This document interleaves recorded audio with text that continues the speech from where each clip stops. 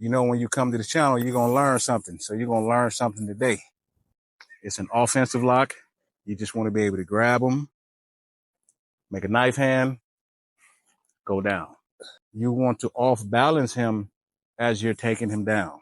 When you're doing these locks, you're trying to treat people like 3-year-olds, like child. You just want to snatch them up.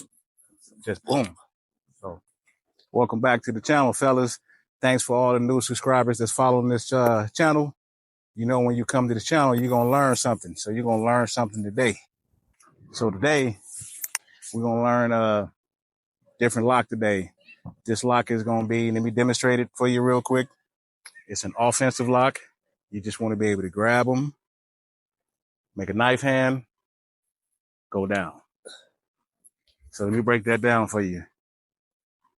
So when you grab this arm, you're trying to bend this wrist here to be able to throw your arm in here. And as you put your arm in here, you want to off balance him as you're taking him down. So there's two vectors of force that you're using.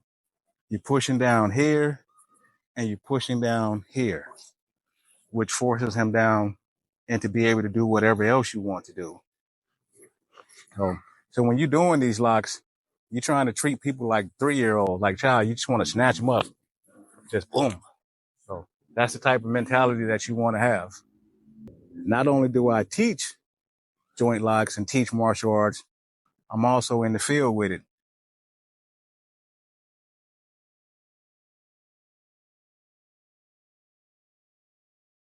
So there's one crucial thing that make all these joint locks work, and that's in this video here, or you can watch the whole joint lock series here. Catch you on the next one.